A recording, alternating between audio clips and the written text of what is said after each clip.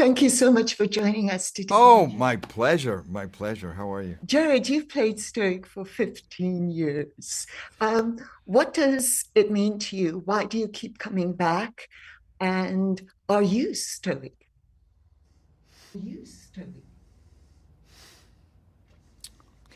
It would be very hard to watch somebody else play this character that I created, that I love, and that I've selfishly enjoyed seeing it resonate with people around the world, and especially kids, but adults alike, that they've been kind of mesmerized and enchanted, and I've been lucky enough to be a part of that. So it would be weird then for the live action to watch somebody else. It would be a bit like in the movie where Hiccup takes the knife when he goes to fight the dragon, and I say, I would have chosen the hammer.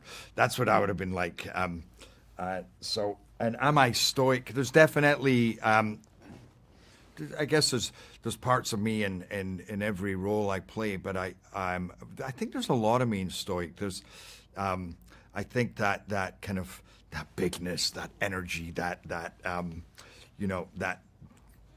fun that he has, and at times the buffonishness and the self-deprecating part of him. There's that, but there's also a very serious part of me, and a part that does like to control and lead, and a part that's very prideful.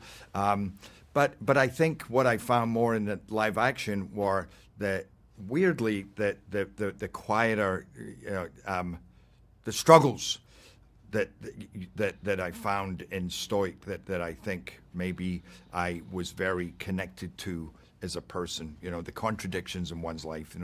What you're grappling with in your own life as you present a different persona to the world at times, and I've got to do that every day as an actor. Go on there and be something when I don't always feel like being that. And I think that no matter what Stoic is going through, and I really appreciated that in this movie this time, was he always has to be on, and that is not always how he feels, because he's really, struggling with a lot to keep this tribe going, and to try and keep his son in line and keep him safe, and what his son's been through, the grief, the loss of his wife, the loss of my wife, and his mother, and yet he's still got to keep plodding along. It was interesting to examine the quieter the quieter aspects of that. Everyone who knows you can do the action side.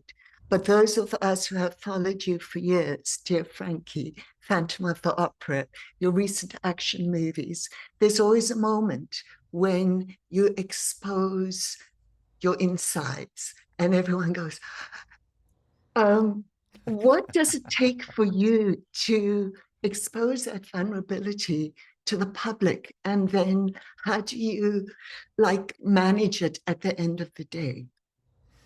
I think it's just something that you learn to do over time. I feel like before, sadly, I think often as one progresses in one's career, they learn to expose, at least in public, less of themselves, because often it comes back to haunt you, and people like to take advantage of that or punish you for that. So I remember somebody doing an interview with DiCaprio, and they were criticizing him for being so guarded, and I was thinking, I know why he's guarded, because when he wasn't, he paid the price.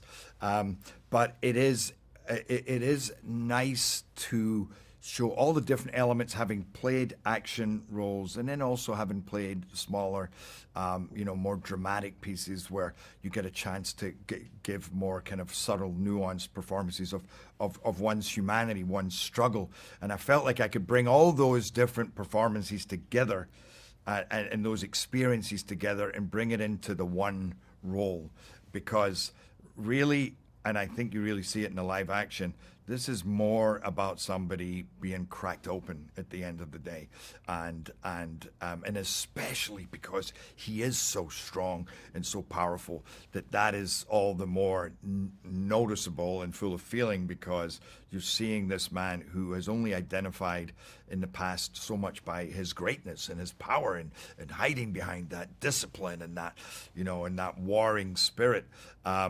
realizing that's not who he is, and fighting with that, and then having to change his ways.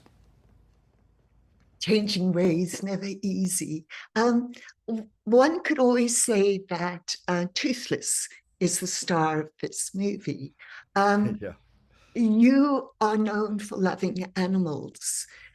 Did that help you at all in your role? And do you think that that's part of the appeal, that when you're vulnerable, animals give you unconditional love?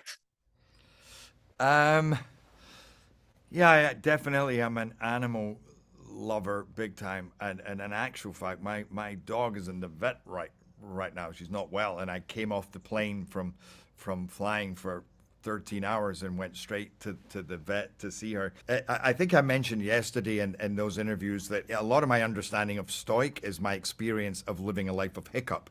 A lot of my understanding of Stoic as well, or Toothless, is yes, my love of animals and seeing it from their perspective. So even though Toothless is in a lot of ways my enemy, I'm also understanding the effect as an actor that that is having, knowing what lies on the other side of that.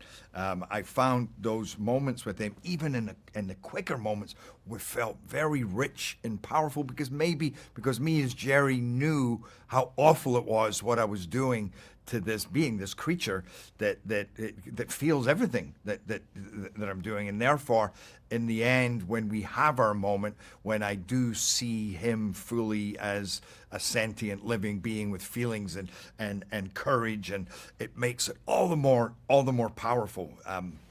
Yeah, but I definitely saying Toothless is the star of the movie. That idea is, in a way, is Dean and Mason being the star of the movie because Mason makes Toothless, helps Toothless shine, and then the animators and Dean giving those little moments that, again, when people see it, they can almost take it for granted because they go, "Oh, that's charming."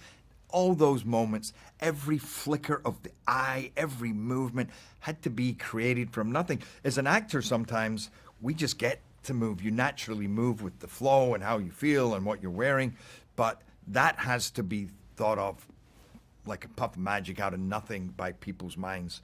And I think that speaks to Dean and the animators and to Masons to how much they brought Toothless alive. I also wanted to ask you, uh, this has become a theme park or a ride, a whole adventure that generations will go and physically experience.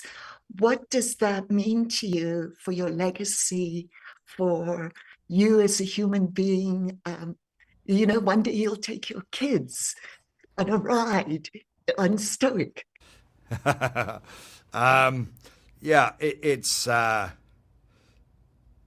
lovely to think that you've been a part of a story that has had such an impact that they thought enough of it to build a theme park which will entertain and provide magic for kids and become life experiences.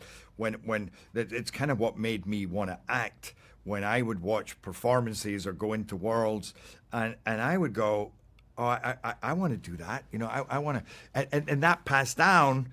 And now I get a chance to tell these stories, which passes down to other people or becomes a theme park, which provides that. Just like this movie shows how toxicity can pass down the line and pass through, ancestry.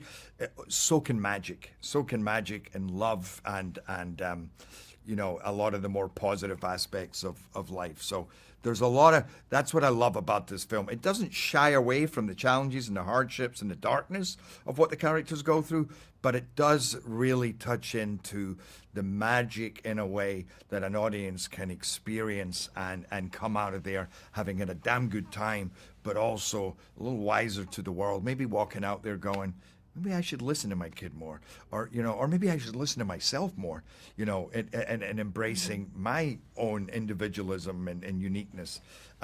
All the messages in the end of this movie are super positive, and educational, as well as being an enthralling, captivating experience. It is indeed, as it is talking to you. Thank you so much for your time. All right. All right. Thanks, Margaret. Nice to see you. Bye bye. It's Thank Margaret. you. Nice to see you. Bye-bye.